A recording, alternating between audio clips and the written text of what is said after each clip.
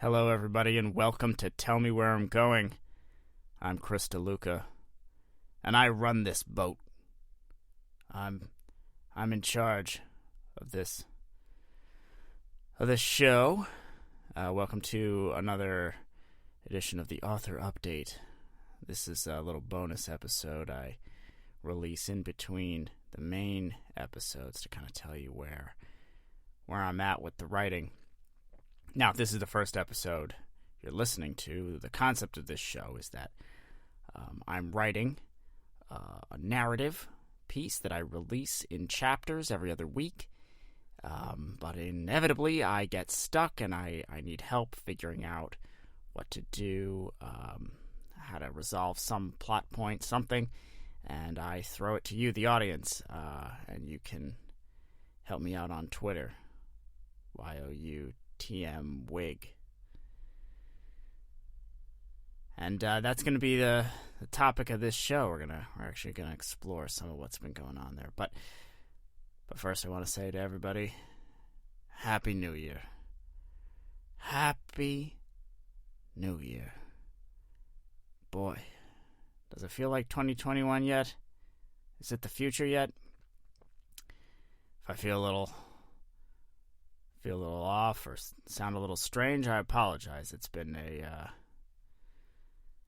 rough night, but I'm here now and coming to you live into a recording device. But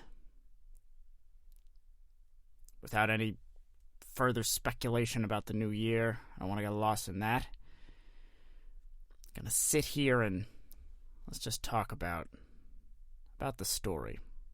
That's what we're all here for, right? That's what I'm sitting in this closet for sound to talk about. So the story I'm telling, the most important for our age. I kept saying that it was really relevant for 2020, but now it's going to be even more relevant in 2021. The story I'm telling is about the band, the Traveling Wilburys. George Harrison, Bob Dylan, Roy Orbison. Who am I forgetting? Those three. I'm writing about this. I know who they are. Okay, let's run them down. George Harrison, Bob Dylan, Tom Petty. That's who I would. Roy Orbison, and Jeff Lynne. Jeff Lynne from Electric Light Orchestra. If you don't know who that is. Also, if you don't know who Jeff Lynne is, you probably don't know who Electric Light Orchestra is. Anyway, it's about the Traveling Wilburys on an imagined 1988 tour solving crimes. It's the story everyone's been waiting for. And it's great. Wow, coming in hot. Anyway, we're 3 chapters in. And we kind of left on a bit of a cliffhanger. If you haven't listened to the previous episodes, this is spoiler alert. So go back and listen if you don't want to be spoiled here. But we left our heroes last, where Tom Petty was in the subterranean sunken fairground. He's looking for the killer clown that they suspected of making one of their groupies disappear. And he's down there, and, he had a lot of trouble with Eddie Money, it was largely imagined. But anyway, he was going around and looking for things, and he thought what was coming up behind him was Eddie Money, and no, it was that killer clown, and boom, there he was. And in the clown's one hand was the kind of sharp silver record that he had used back in chapter 1 on the groupie there, and then in his other hand, it was important that he had something else in his hand, but I didn't know what was going to be in there. And that's where I reached out to you on Twitter to help me figure that out. And I got a lot of submissions, a lot of suggestions there, and I put them all in a poll.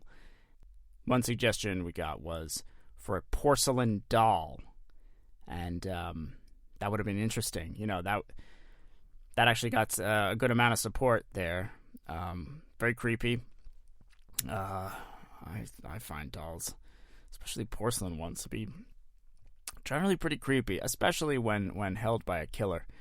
I guess anything can be pretty creepy if held by a killer, but that wasn't the top vote get. Another one was a can of spray paint, which also didn't quite get the full nod there, but could have been interesting. We could have had like I don't know, maybe it would be some graffitiing killer clown running around tagging things.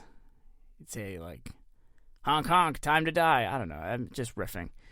Probably a better thing he could tag. But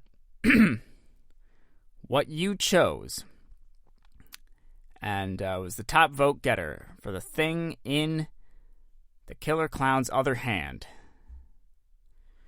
was a golden key with the word Netherworld written in constantly molten lava on that key. Now, I actually, full disclosure, I could not fit all of that text that was in the original tweeted suggestion into the Twitter poll. So what you actually voted on was like gold key with writing, with lava writing, I think. Something like that.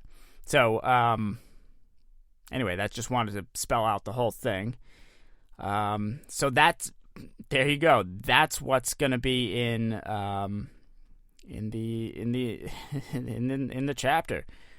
Congratulations to Paper Gamer on Twitter for that suggestion coming out on top.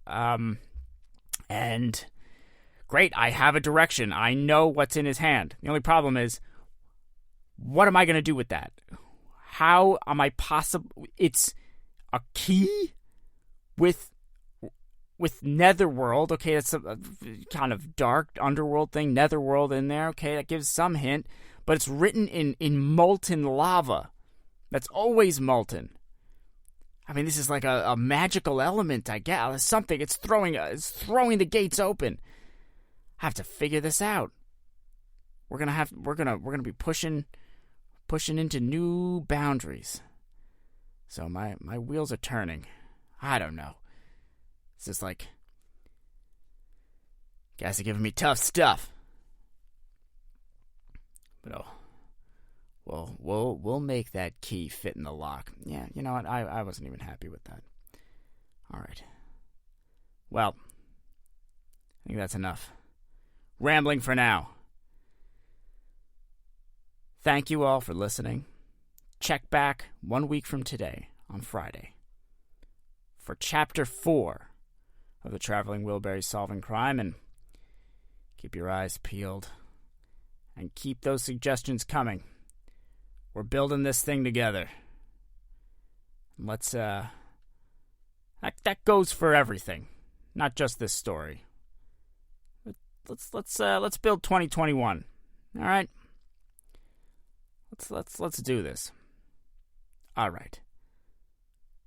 I was just about to say rest in peace.